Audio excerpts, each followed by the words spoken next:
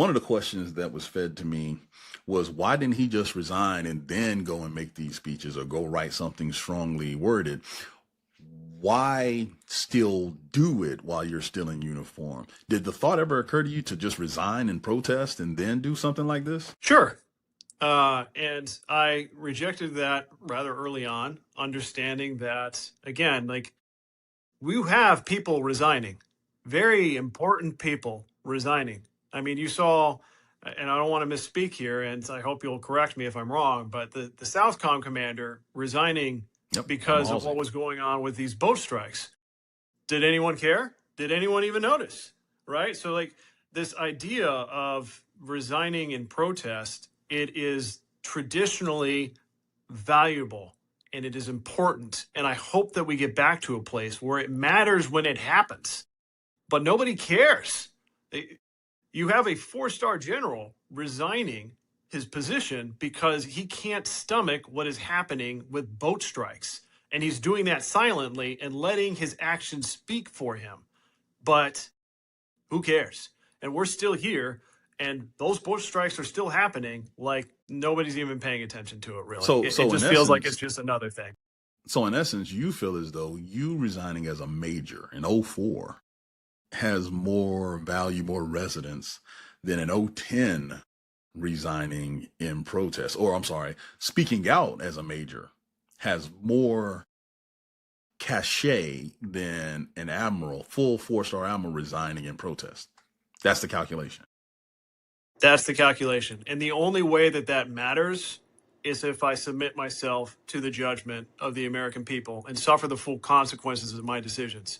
And it's not that I'm more important than a 4-star general. It's what speaks from the sacrifice. It's the sense that I clearly believe what it is that I'm saying. I clearly believe I have conviction because I'm paying a steep price for doing this in the first place. And that price doesn't exist for somebody that just resigns in protest. That is permitted. It's perfectly allowed. So there isn't any civil disobedience associated with the traditional approach to this, which in normal circumstances is the appropriate way for military members to behave. And I fully get that.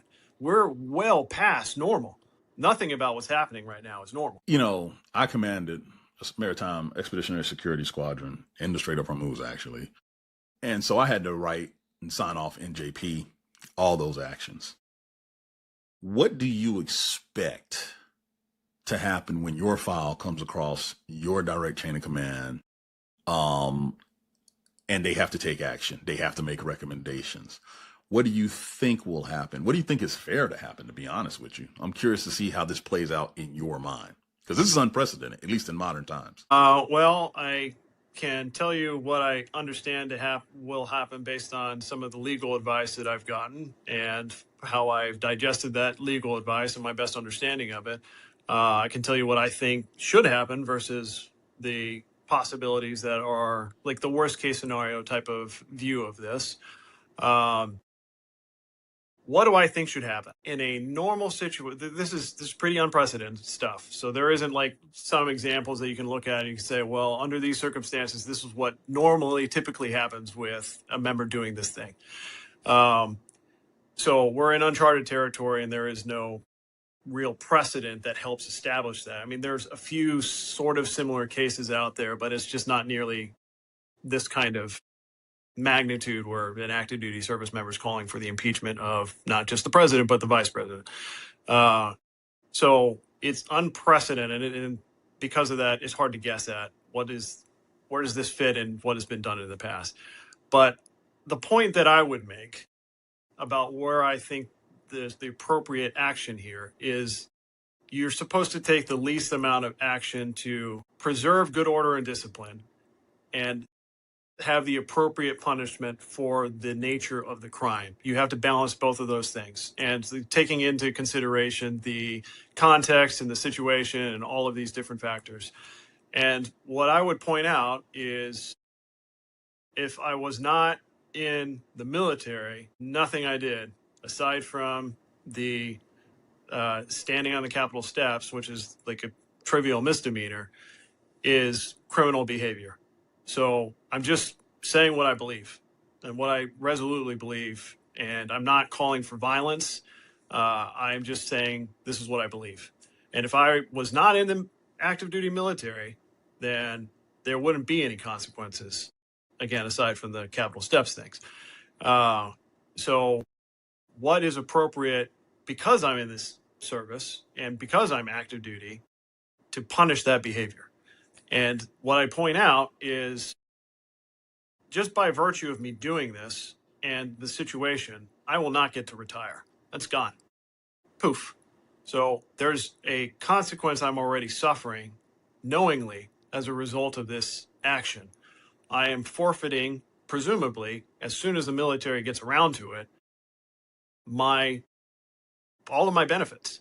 And I'm expecting that will probably be some kind of consequence. And I don't think that I'm going to have any kind of military benefits coming out of this on the back end. I can't predict how the court case is going to play out, but I'm going to lose all of that.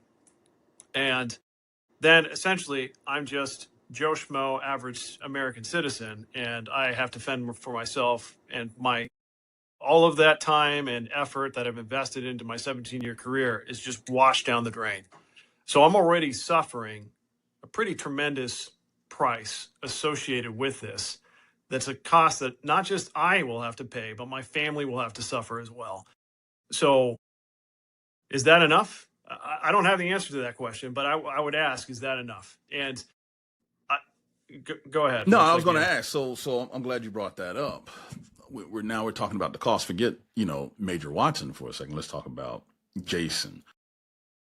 Personally, outside the military, how has this affected you, your family, friends, people who know you, your classmates out of flyboy school out there? I mean, this is a life-changing action, both in and out of uniform.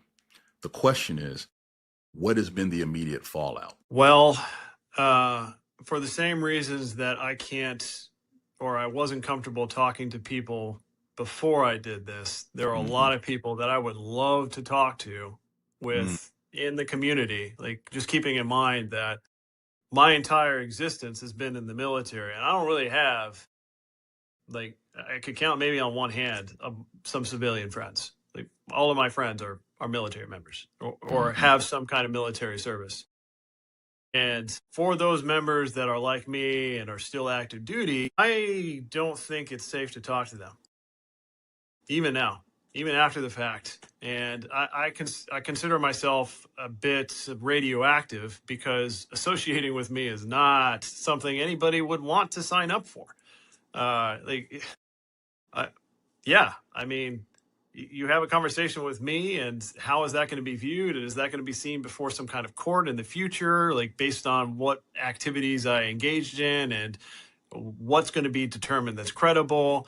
And are they going to start asking this member questions or that member questions? Like, what did he talk to you about on this day at this time with these text messages? What was behind that? So I don't feel like I can really talk to my military connections at all. And I think that that's a safe assumption, and it's the right thing to do for them.